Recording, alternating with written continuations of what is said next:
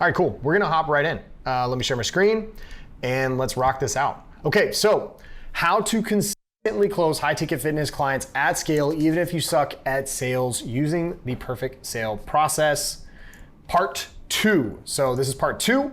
In February, I walked y'all through the first 2 steps of the perfect sales process. So we talked about the pre-frame and then the meeting itself. Like, how are we going to pre-frame the prospect? How are we going to set up the choreography of the meeting?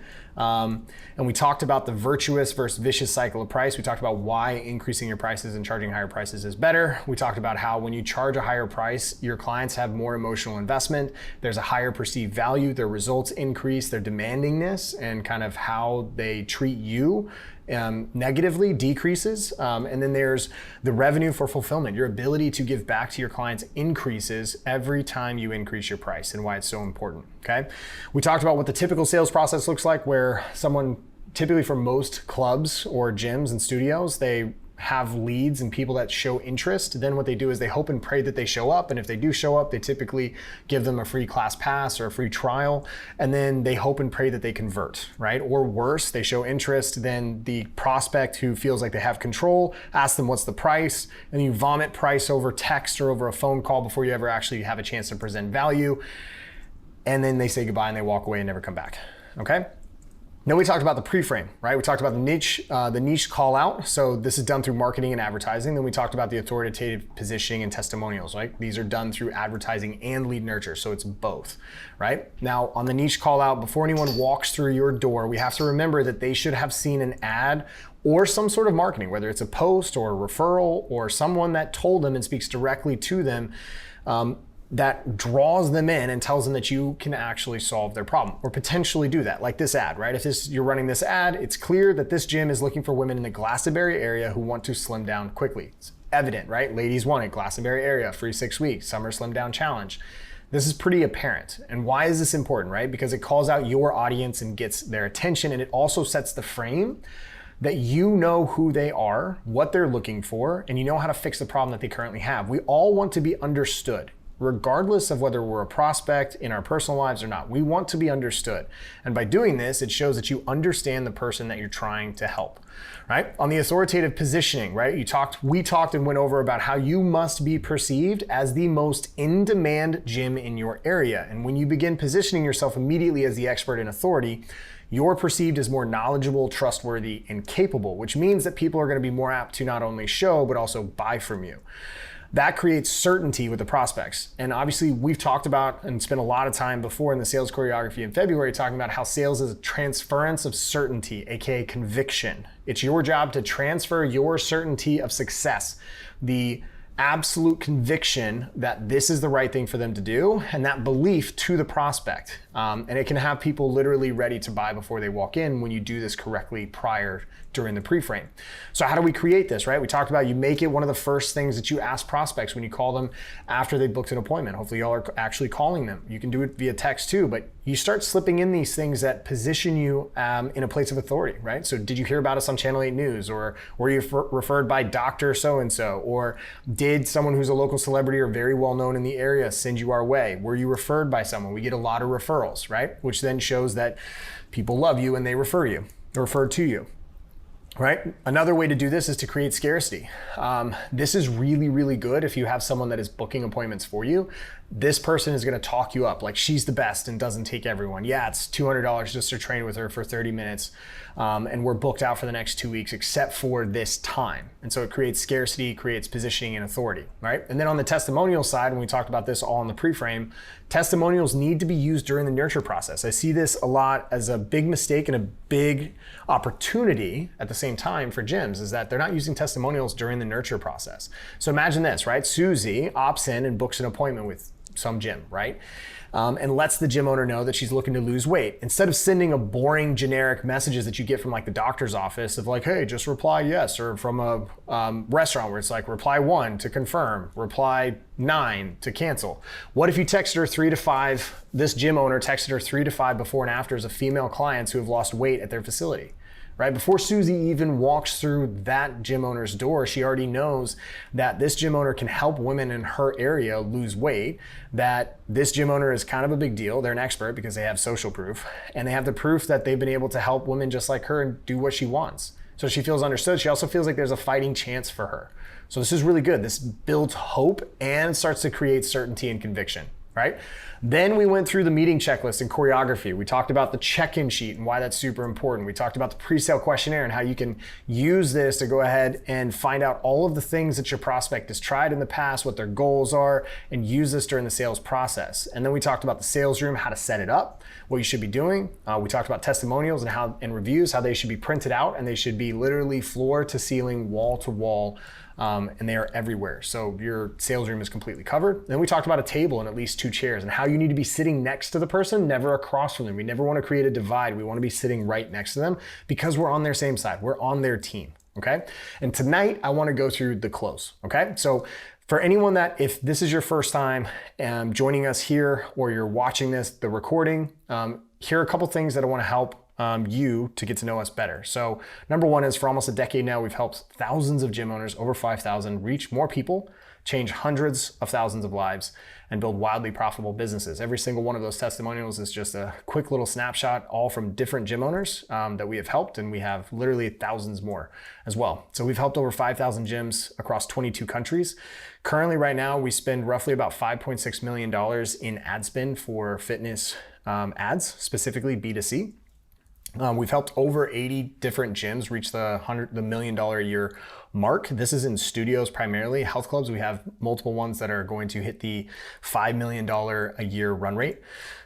We have helped our clients on average decrease their attrition by 50%. So they cut it in half while also raising their prices. We have helped by our systems through this perfect sales process, through our advertising and through the entire acquisition model, client finance acquisition. Our clients have generated over $500 million in new fitness sales over the last 7 years, which is pretty incredible. Our average client adds $205,000 in new revenue in their first 12 months. Our average client right now is collecting in cash every single week, $2,138. That is new cash from new sales. Not from existing members, not from contracts. This is not talking about contract value. This is cash collected day one when someone signs up, okay? And then our average gym lord increases their net profit, their take home, by $105,000 on average. That is after their investment in our program, which is pretty cool. And I say all of this not to be super obnoxious about it, but you need to know 2 things, right? If you're on this webinar and you're not sure who we are, you need to know this because we know what we're doing, we're really good at it, and I want you to have certainty and conviction and understanding that we've been doing this a lot and we will continue to do this a lot because we're the largest player in the space when it comes to gym coaching, okay? And the other thing is that I want you to know that we have your back, right? We're spending millions of dollars actually testing new offers, testing new things, testing new strategies, lead nurture, sales, advertising, all these things. And we truly believe that gym owners rule. Our goal is to help gym owners fall back in love with their gyms or fall more in love with their gyms and be able to create wildly profitable businesses and impact more lives, right? So let's jump in. Everybody ready? Let me know. Drop a 1 in the Q&A. Let me know. Drop a 1 in the Q&A so I know that no one is asleep. It's 7 o'clock on a Tuesday. Let me know. Cool. I got 1.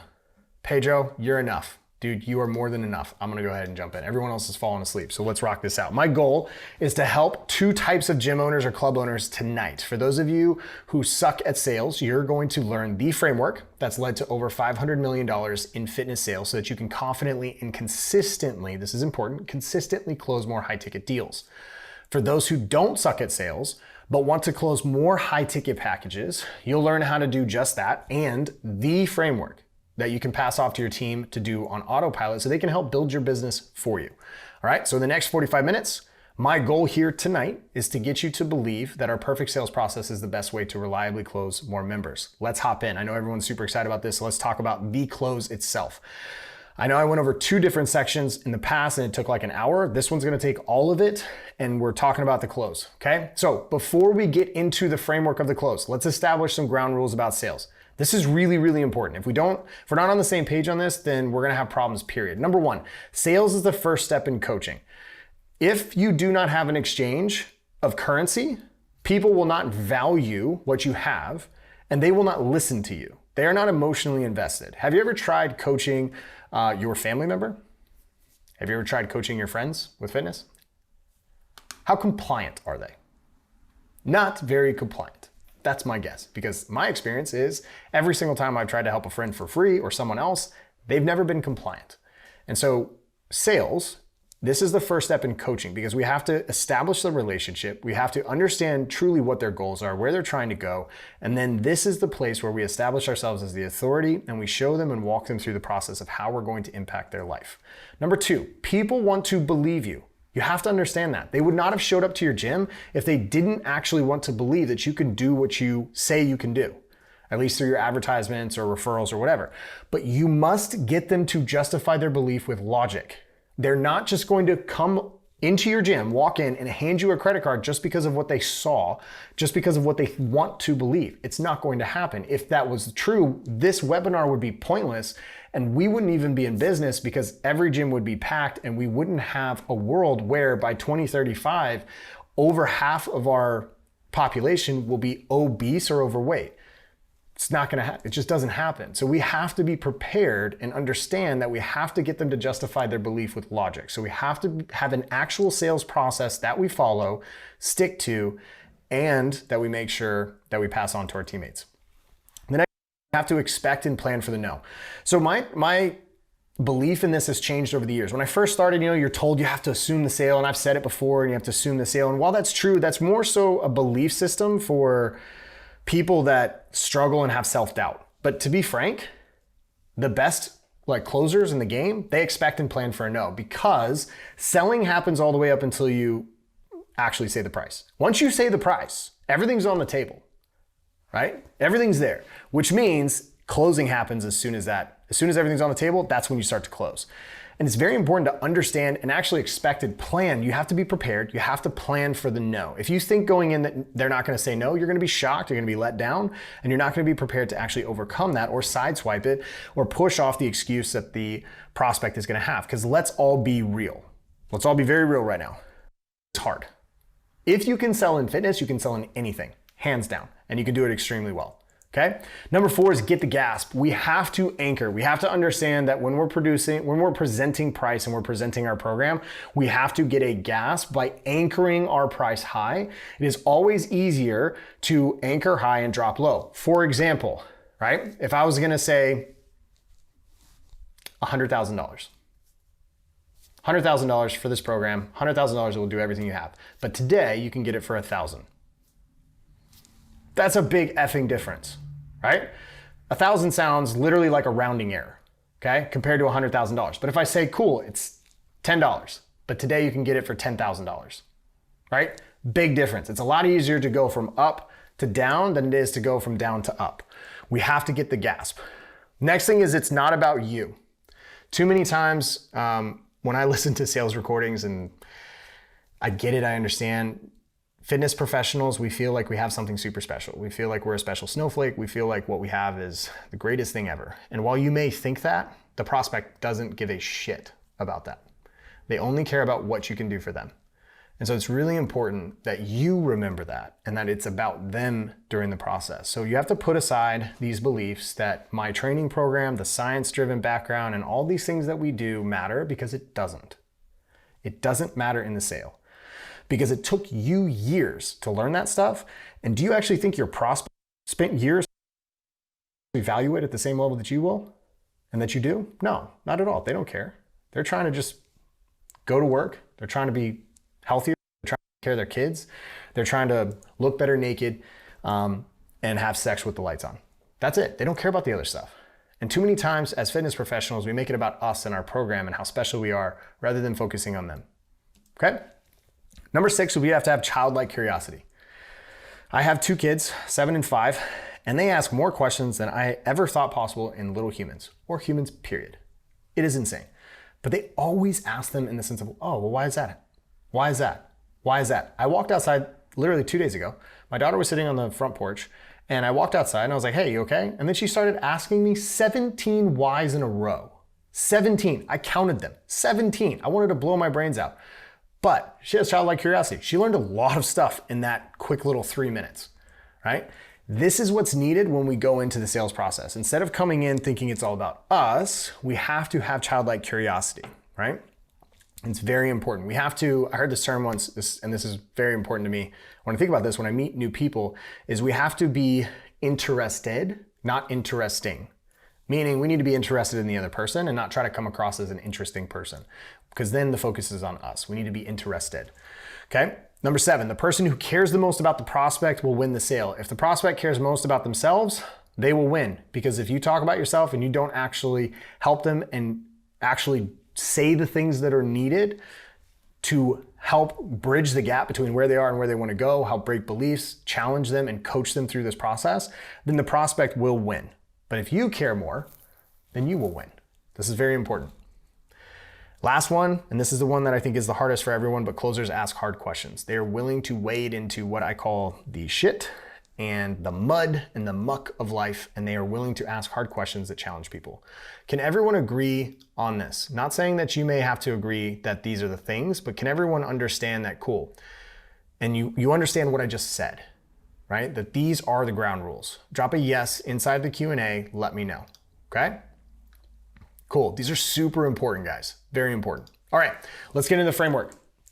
The close is broken up into 5 parts, plus 1 post-close reinforcement that is a must for any sale. By the way, tonight, I'm gonna walk you through some objection overcomes, some around this that we've never actually gone through before. So stay tuned, I'm super excited about this, okay? So number 1 is we have to clarify the problem. Why are they showing up?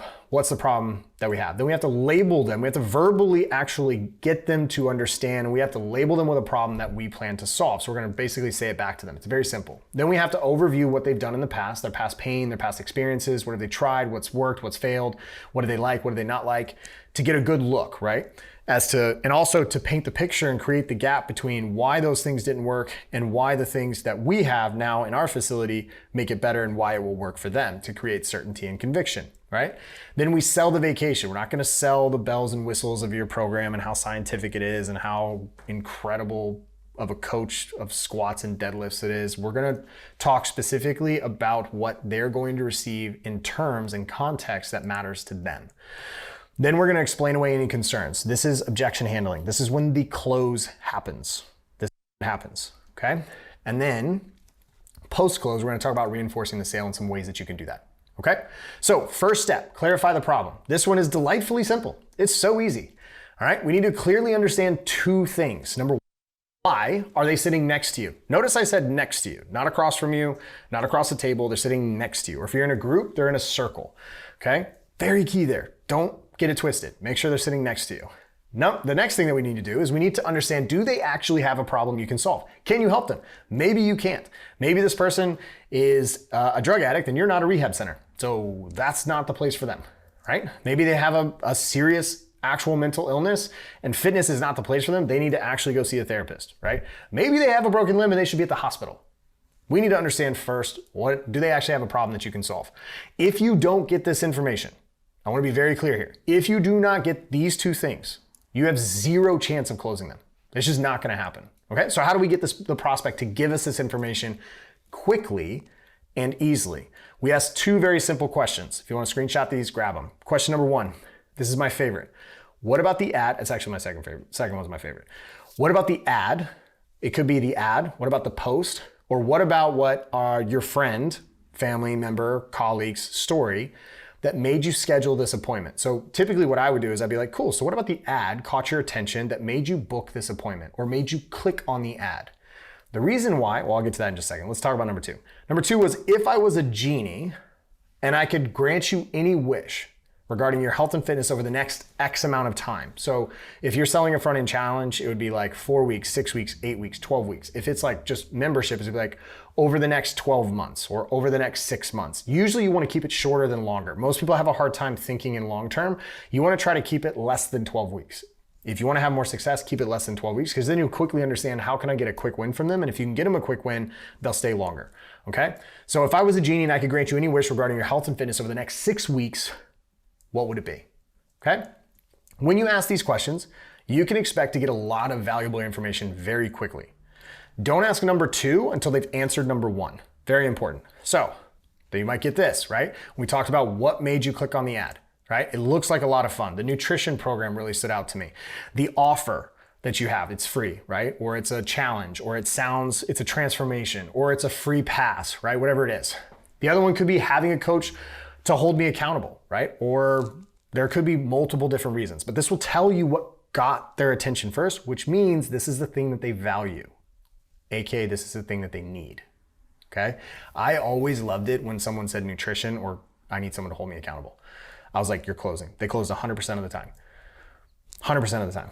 If someone would say it was like, look like a lot of fun, I was like, okay, all right, we're gonna have to figure out some pain here because fitness is not always fun, all right? Question number 2, right? We talked about if I was a genie and I could grant you any wish in regards to your health and fitness over the next 6 weeks, what would it be, right? Lose 100 pounds. Well, that's not gonna happen, but okay. Would you be okay with if you lost 20 or 25 pounds? Oh yeah, it'd be fine, all right? Drop 3 sizes, improve my health. I'm pre-diabetic, right? I've got chronic pain, all these things. Or maybe I'm getting ready for a wedding, right? Or sports performance, whatever it might be. This will tell you their goal right here. Now you already have the sales questionnaire sheet, so you should already know this, but this is good to hear it from them because maybe they wrote something down, but then when they tell you, they're thinking more along the lines of, okay, this is more realistic, but you wanna ask them and get them to verbally tell you what it is.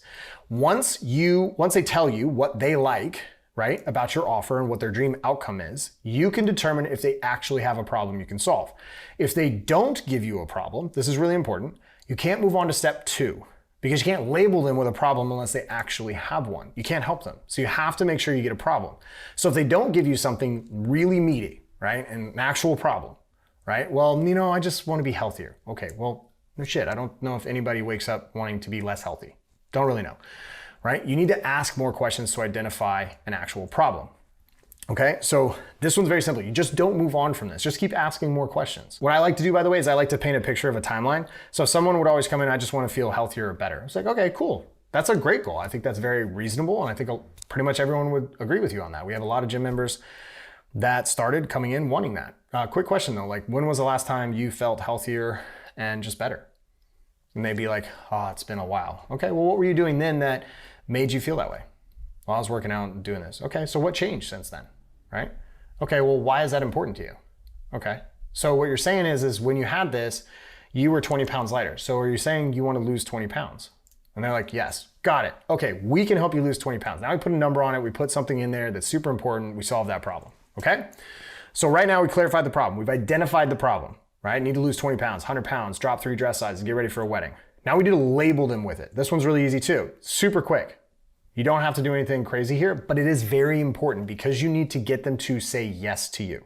This is also very important because they will feel understood. They'll be like, oh, this person hears me. They understand me. They're listening. And yes, that is exactly what it is. Okay? All you have to do is literally restate the problem, what it is, and their dream outcome, and that is a label. Okay?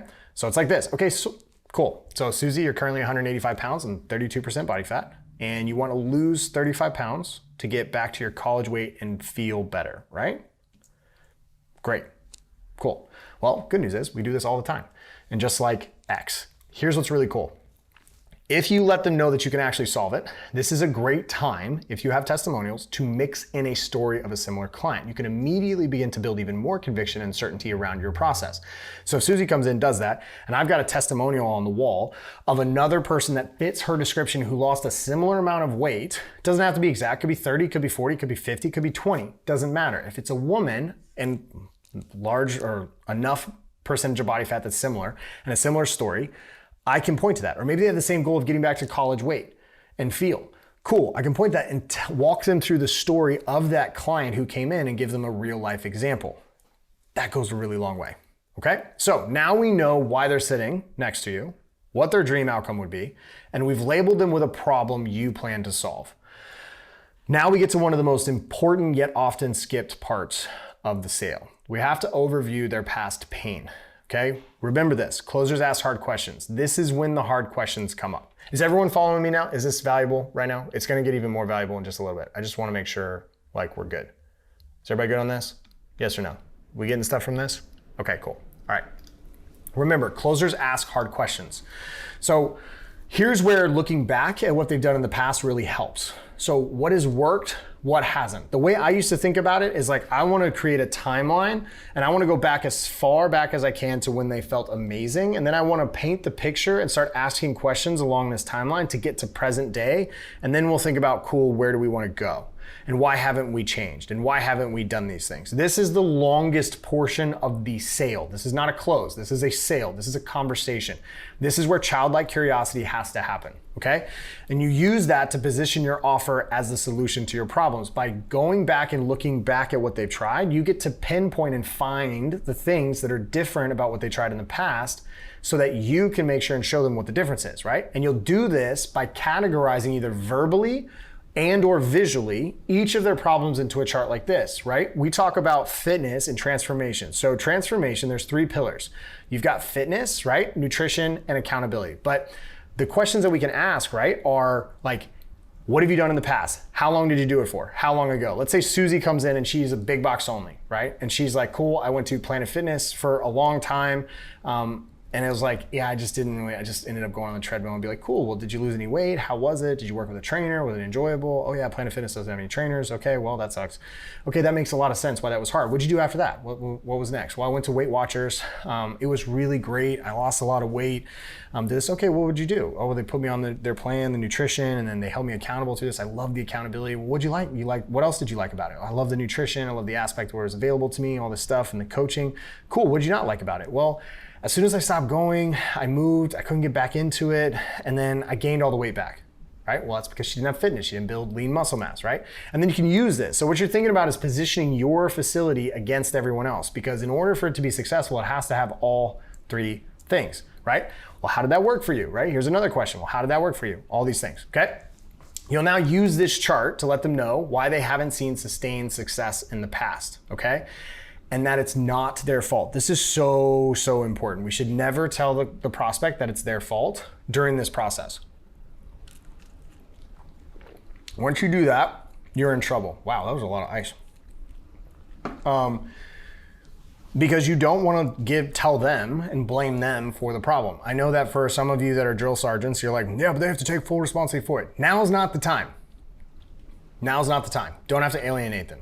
So you can tell them, it's not your fault. The reason why, right, is because the fact that the program that you were working with before didn't include the 3 pillars of transformation, right? And they're gonna be like, what do you mean? Well, every successful transformation program that shows and has the ability to create sustained actual success in health and fitness all has 3 things. They have fitness, nutrition, and accountability, right? These are the 3 pillars of transformation.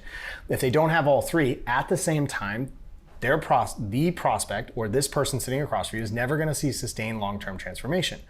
And that's why your program is different. You, meaning the gym owner, this is why your program is different. By the way, hopefully, because if you're not offering all 3 of these, then we need to have a chat. That's a different chat. You need to make sure that you're offering all 3 of these things because your clients want results.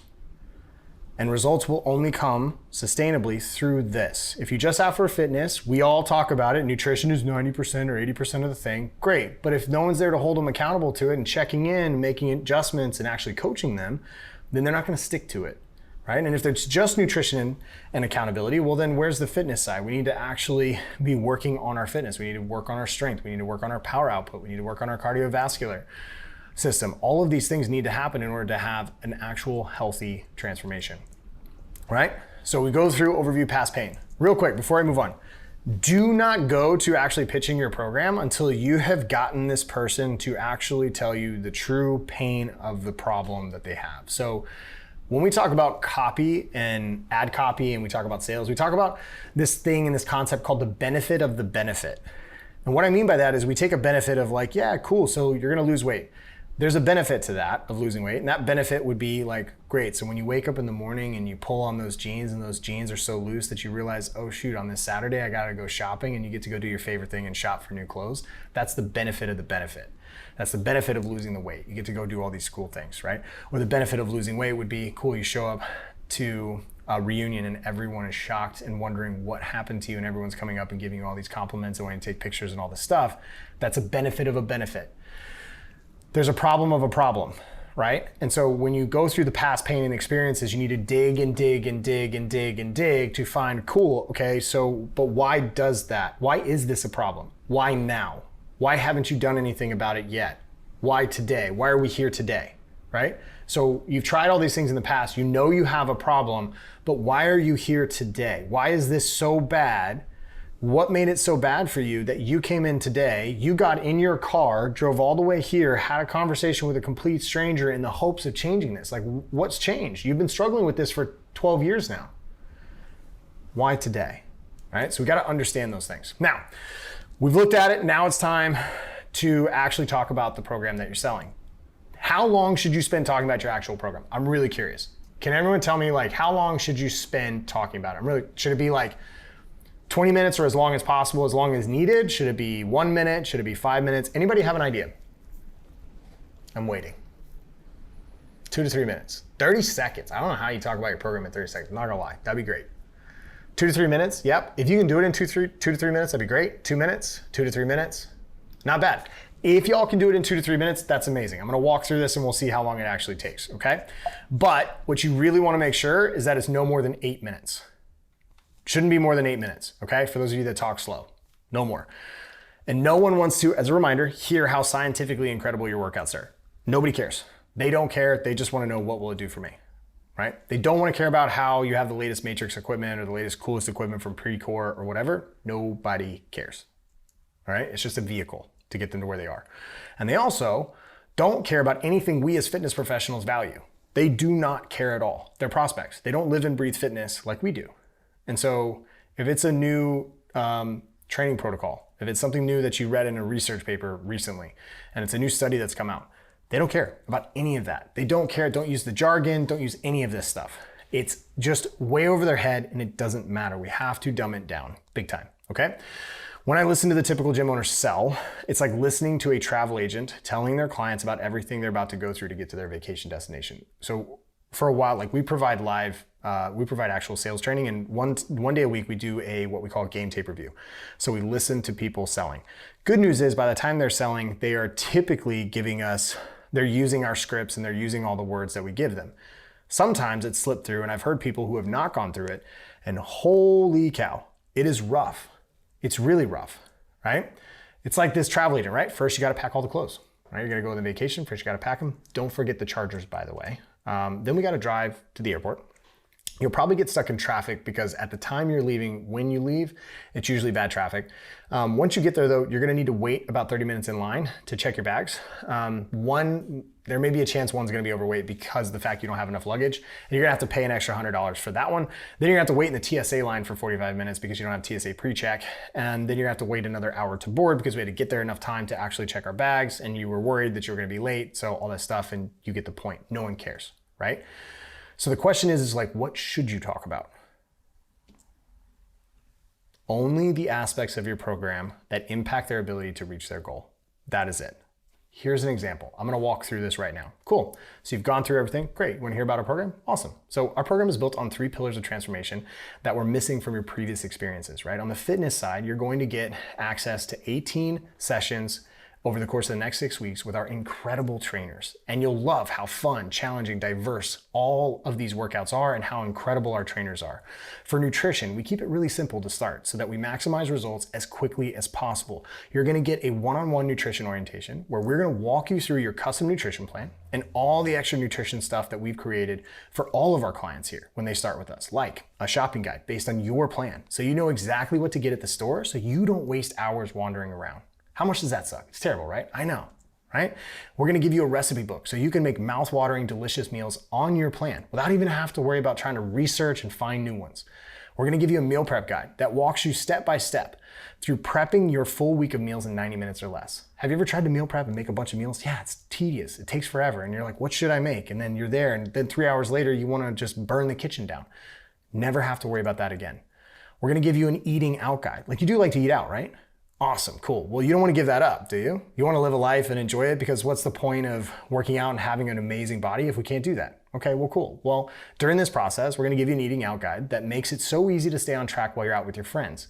It even tells you what to tell a waiter when you order to make sure that you stay on track.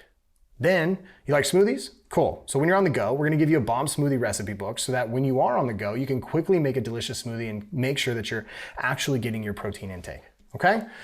But we know, right, that fitness and nutrition is only 2 of the 3 parts needed for transformation. So for accountability, you're gonna weigh in each week so we know how you're tracking. right? So we know which way we're going, if we're going up or down, and if we need to make adjustments, right? 2 to 3 times per week, your coach is going to be reaching out to you and is available to answer any questions you have. So just reach out and they'll get back to you as soon as they possibly can.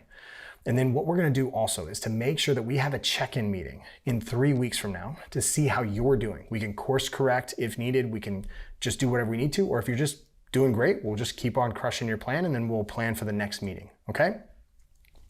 That didn't take long. That's it. We just walked through basically their first 6 weeks. That's it, okay? Done. It's way better. It's just super simple, focused on them. You don't have to overcomplicate it. We can keep it really simple, enjoyable, and sell the vacation. Okay, it does not have to be long. That's just an example. I'm sure many of you have your own way of doing it, but that's an example of walking through the 3 pillars of transformation and just knocking it out in literally, I think it was 4 minutes, okay? Now, we have to present price, okay? So we cannot present one price though. Not gonna work, right? We talked about anchoring. We have to get the gasp. Okay, so we have to make sure we do this. So once we've gone through the program, now we have to present price. One little thing that's really important, and I didn't add this in here and I should have added this in here, is that do not actually pitch someone and present price until you are pretty much certain that they're gonna close. Which means that you should have clarified why they're there, should have labeled them with a problem, and you should have found serious pain. Like a serious reason as to why they'd say yes. Once you get that, and you ask permission to tell them about the program and they say, yes, I wanna hear about it, I'm really interested, and I need your help, cool, now you can actually present price. So whenever presenting price, always start with the highest priced option or comparison, then work your way down. For example, right, the $105,000 that in profit that our clients make, right, I could charge $105,000 for our program, right, because it would be a 1-to-1 return. Our average client gets that. That's average returns, right? Or you could get it today for $1,000. Totally different, right? So to get the gasp, we're gonna get the gasp with like, hey, here's an example. I'm actually gonna go back to this real quick. This is actually really good. The way I used to do it to keep it real, because sometimes I've talked to gym owners and they're like, well, I don't really know what to price, like what I can actually put to actually make them gasp. Here's the easiest way to do it. Take your time and think about a program that you would be happy to fulfill on, and think of what price it would need to be in order for you to be happy to fulfill on. So if it's like personal training for me, so like it was for me, personal training. If I was, when I was in my gym, because I didn't do training, I didn't coach any classes at some point because I worked my way out of it, and I was willing to do it, that would have to be for me, at that point, I think it was like $5,000 to $6,000 a month. So I would anchor there. If you wanna work with me personally 3 times a week and you wanna do all this stuff, it's gonna be $6,000 a month, right? Or for the case of that, it'd be like $8,000 for the 6 weeks. That's how much it would be, right? Get the gasp, cool. But, right? Then you move down. You give them 2 options to choose from. This is what we found that works the best. You give them option A and option B. The differences in these is duration and price. Option A, the first thing that you present to them after you get the gasp, should always be a shorter term, higher priced program, okay? Option B should be a longer term, lower reoccurring price. So maybe option B is your basic membership, like your regular membership. And option A is like a challenge, right? It's a high ticket, maybe $100, $200 a week for a shorter time duration. The reason why you want to do that is because people will pay more money for faster results. But you always want to have an option, a downsell option, to get them at a lower price, but it's reoccurring. So it's a longer duration, all right? And then just ask them which one they want to get started with. This is where they talk about assuming the close. When people say that, this is what they mean. They're not like, cool, so which one sounds interesting to you? No, assume the close at this point. Just be like, cool, which one are you going to start with? That's it, okay? You're done selling. This is when the closing begins, because this is the easy part. No one should be scared about presenting price, because this is the piece, like nothing really matters until you actually just pull your pants down, present everything, and now it's like, cool, what do we got next? Like legit, like this is when the real stuff happens. So now we go to closing. Everything here, clarify, labeling, overviewing, and selling the vacation is all selling. Now we are closing. And like I said before, explaining away concerns really just means overcoming your prospects' smoke screens or objections. And I want to be very clear about this. Too many people think an objection means a no. That's not true. What it actually most of the time is an excuse or a smoke screen. So good news is it's actually really easy to overcome the excuses that someone has to not join your gym and ultimately change their life. It is very easy, contrary to popular opinion. It's very simple, okay? Do you find getting the gas from people coming in on referrals a challenge? More than likely they discuss cost prior. It's still great because it still anchors. It's not a problem at all because it still anchors where they're at. So you always anchor higher above what they're gonna have to pay, okay? I'm gonna walk you through tonight what those excuses are and how to overcome them. There are 5 common excuses. These are the 5 most ones: time, value, money, authority, and avoidance, okay? These 3, the first 3, are the easiest ones. Those are based on someone's circumstances, meaning I don't really have enough time, right, in the day, or I'll have to think about it maybe in the future, right? Value is like, it's too expensive, I don't have the money. Fit would be like, it's not really, I don't think this is really the right program for me, right? They're definitely the easiest to overcome. Authority, this one's based on other people. This would be like, I need to talk to my spouse. I need to talk to my partner. This one's harder, and I hate this one because people are giving their power away to someone else. But we'll talk about how to overcome that. And then avoidance. This one is based on themselves, right? I need to think about it. I don't know if this is the right program for me. This one, and what's really interesting about this is you think of this, you actually have to work your way down. So time, value, fit, those things, circumstances, those are gonna come up typically first. Those are smoke screens, we can push them away. We can basically just overcome them very easily. But then authority, this one we have to address full on. But then once you do that, if you get another objection and haven't closed them, it's gonna move to avoidance. It's gonna move to, I need to think about it, let me think about it, yeah, all this stuff. Because you're typically not gonna go, I need to talk to my spouse and then move back up to anything else. Maybe value, right? Where they really just use their spouse as an excuse. But most of the time when you're thinking about objections, they move down, okay? And here's what they typically look like, right? Time, not a good time right now. Value, I can't afford it. Fit, not sure if it's for me. Authority, I need to ask my spouse. Avoidance, I need to think about it, okay? Let's break them down. I'm gonna give you exactly some overcomes of like how to do this, okay? For the time excuses, there are 3 different types that may surface, right? 1, we have seasonal. I've got lots of stuff going on, meaning it's macro. Like I've got lots of stuff going on right now. 2 is like hourly, like I can't find time in my day, right? Well, you found a way to get here, so you do have time to get here at least 1 day a week, so we can work with that. When then, this is a fallacy, right? When I'm ready, then I'll start. And we're gonna attack all of these, okay? For the seasonal overcome, just use this right here. Totally understand. Stop real quick. Always say this. Always. You totally understand them. Again, people want to be understood. Totally understand. Honestly, here's some good news. The busier you are, the better time it is to start because life is always going to have busy seasons. And if you can't figure out how to do it during the busy seasons, then this really isn't going to last, is it? And you want this to last, right? Like you came in, you're looking for transformational change. You don't want this to be just another program, right? Then what better time to do it than now?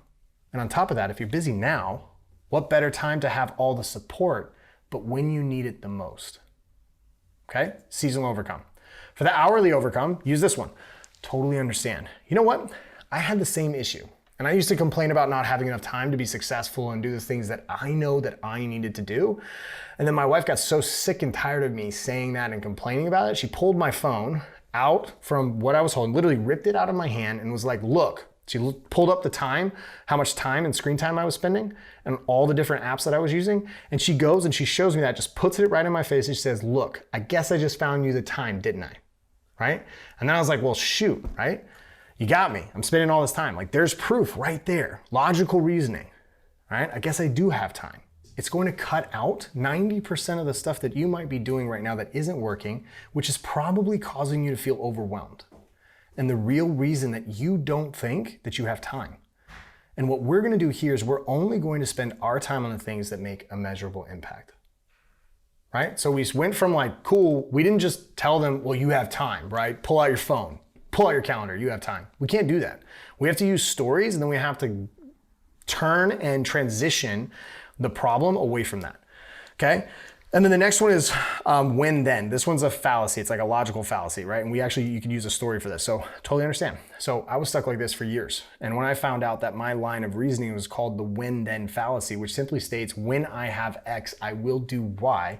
But what it does is it flips the sequence. And so it's like if I was gonna say that when I get better, I'll go to the hospital. When we think of it that way, right? It's hard to understand. It doesn't make sense. And you don't start fitness once you're healthy, right? Just like you don't go to the hospital once you're healed. And once I realized this, my life became infinitely more fulfilling because I was no longer putting off the one thing I truly needed. And right now, today, you told me the one thing that you truly needed, Susie, was to do X, Y, and Z. So let's go ahead and get started today. All right? Now we tackled time. Was that valuable? I don't know if that's helpful for you guys. Yay, nay? Yes, nay? Good? Wayne, yes? Cool. Okay, sweet. So now the next one, value. I can't afford it. So there's two ways to take down the money and the value excuse. There's lots of more ways. I'm just giving you guys like two of probably my favorite ways. So why a lot is good and why it's not a lot. Okay? So why a lot is good, overcome. So totally understand. Ask a question. Is this a lot of money for you? Just say that. Like, totally understand. Is this a lot of money for you? Don't tell them, yeah, it is a lot of money. Say, totally understand. Is this a lot of money to you? If they say no, then it's easy. It's like, no. It's like, okay, cool. Let's go ahead and get started. If they say yes, this is what you do. Okay? Got it. Totally understand. That's the exact reason why you're going to be successful. Pause. Let it sink in. Okay? It's because this means a lot to you. There's plenty of people around the world in this city right now that buy expensive training programs, but they're not all in on it.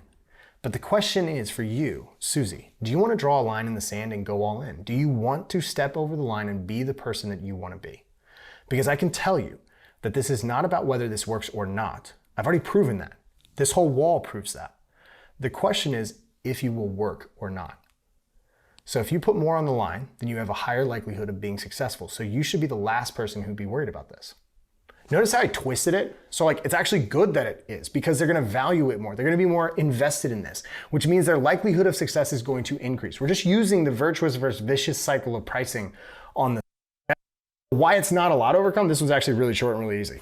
Cool. So this is the if this, like if all it did is this, would you do it? Right?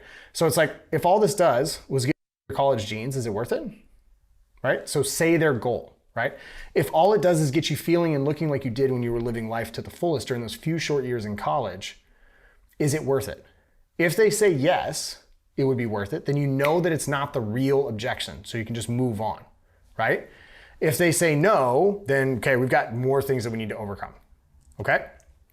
Tackled value. Now it's fit, not sure if it's for me. This one's actually really easy. This is a hypothetical one, and this is the best way to overcome this, is hands down, like this one.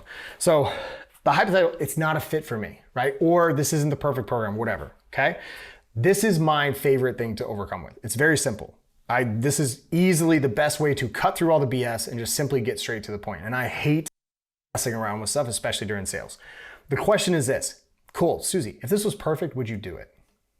If they say no, you've got a bigger problem because they don't trust you. There's no trust. If they say no because of the perfect plan, now it's just like, okay, like what's wrong? Like, do I smell? Am I ugly? Like, what's going on right now? Okay? But the next piece, right, is if they say, like, if this were perfect, would you do it? Okay? And they say no, right? Then what's the difference between perfection and what we have? Here's what's really interesting about this, and this is what I found personally, is when you ask this, most people have zero idea. They have no idea what to say because they don't know what would be perfect, right? And when they don't, when they have nothing and they say no, you say right. Because it sounds like it has nothing to do with the program. It has everything to do with you. So let's talk about that, right? What's keeping you back from committing to yourself and stepping over that line to become the person that you've always wanted to become, right? This one is done. This one's done. You've said goodbye to this one. Cool, let's step forward. There's probably gonna be another overcome, an objection that we're gonna have, and that's gonna be the next piece. But this one's gone. We don't have to go back to this one, okay? If they say yes, that there is a difference between what the program is, what perfection is, and what your program is, then it's like, okay, great, what's missing? And have them just walk through. And then you just simply ask, so if we added that piece in, you'd be in? Now, if it's not insane, just add it in. Like, okay. They want to have access to more classes on their own to come in outside of the program. Is it going to hurt you? Right? No, probably not. All right, so we tackled fit. Now we're moving into the things that are a little bit more difficult, but they're still simple overcomes for these. So authority, I need to ask my spouse, okay? Here is one of the best overcomes. I need to talk about my spouse excuse. There's a bunch, but here's the best one. And it's really just kind of the you never needed permission one. This is a little bit longer, okay? So it's a 4-part process. We need to ask if the person approves of it. Would they support them? Why wouldn't they, right? And like all this other stuff. So if you like never needed, like basically you never needed permission. So it's literally just like, okay, I understand. Quick question, Susie, does your spouse approve of your current struggle with your weight right now? Right? I mean, they know you're here, correct? Okay, great. And they know that this is something that you've been struggling with? Okay. And are they happy that you're struggling with this? Or do they want you to change? Okay, got it. So if the roles were reversed, would you support them? They'd say yes. Okay, then why wouldn't they support you? It would be reasonable to believe that they would support you. It's why you're married to them, right? Okay, so let's talk about this real quick. I think the real problem we're dealing with here is that you're asking for permission instead of support because your life is not theirs.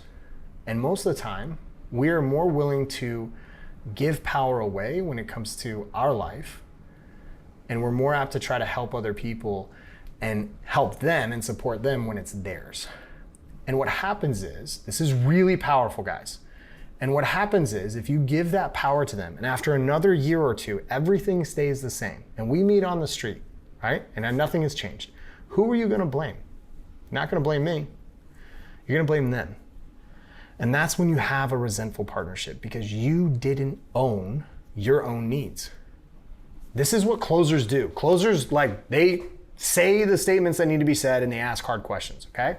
Now, I'm not saying that you shouldn't explain your decision to them, but the way you explain it to them is the way I just said it, which is, if I don't do this for me, I'm going to end up resenting you, and I don't want that. And instead of me complaining to you every day about how I don't like my body, I'm going to do this in a community of people just like me because I'm ready to change. So I'm not asking for permission here. I'm simply asking for your support. Notice the switch, right? Now we've empowered the person to make their own decision. This investment in themselves not only has an impact both in your business because they sign up, but a massive impact in their own business from self-confidence standpoint, okay? So we've tackled authority, now avoidance. I need to think about it. Here's one way to overcome it.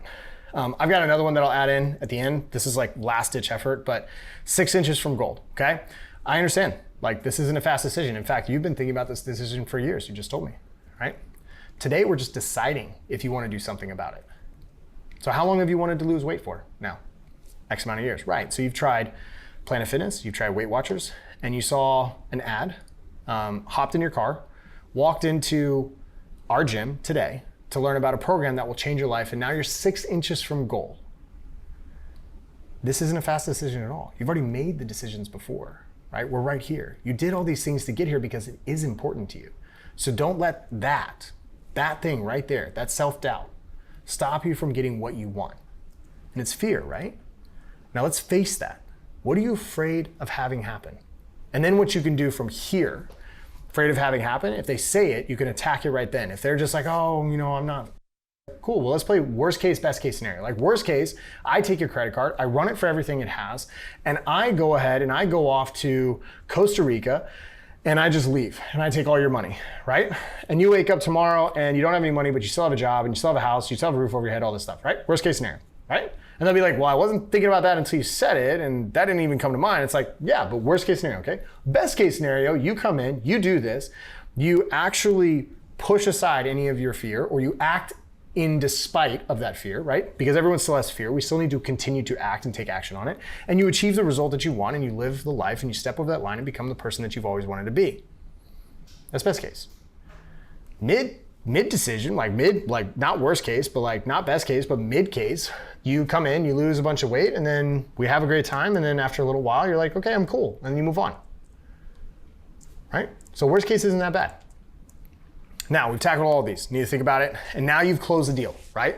The prospect hands you their credit card. It's time to start the final step. This is reinforce the sale. Here's where we start wowing our clients. We want to get more buy-in from them, okay? So how do we do that? How do we get more buy-in from them so that we can get them better results and keep them longer, okay? We have to start that relationship off with gratitude and a bang, because you only have one chance to make a great first impression. Doing this is actually really simple. Here are 5 things that you can do. If you want to take a screenshot, once I'm done with these, you can take it. 5 ways to reinforce a sale. 1, you can write them a handwritten welcome card immediately. So mail it out. Don't hand it to them. Mail it out so they get it in the mail. Call them. So like if the owner's not doing sales and someone else is doing the sales, have the owner, you're the owner, call them the day after they sign up and welcome them personally to the facility. You can give them a swag bag so they leave immediately with a swag bag. Could be just a duffel bag. Could be, you could add a bunch of stuff, stickers, gift cards, whatever you want into it. Give them a t-shirt, right? Give them a gift card to a local restaurant or coffee shop.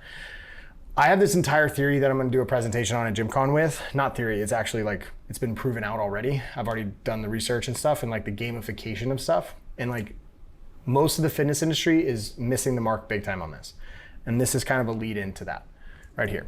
Okay, so you wanna pick 1 or 2 and you can rotate through them and do them. You wanna do them as soon as possible after the close, okay?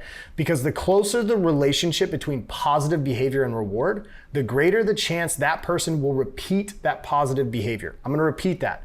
The closer the relationship or the time frame between positive behavior and reward, so the shorter we can make that time, right? The greater the chance that that person will repeat that positive behavior, right? Like basically come back to your gym. That's the goal, okay? Quick recap. We covered the what, right? And the what post, what ad, what, the 2 questions, right? And the Genie question to find your prospect's dream outcome. We went over the closer framework, which is clarify, label, overcome, sell the vacation, explain away any concerns, and then reinforce the sale. We talked about getting the gasp, and we covered the 5 excuses your prospect will give and how you can overcome them. So now for everyone, it's time for you to practice. So please, when you go and do these things, when you take this and you go and practice these things, this recording will be up on YouTube. You guys will be able to take it, use it.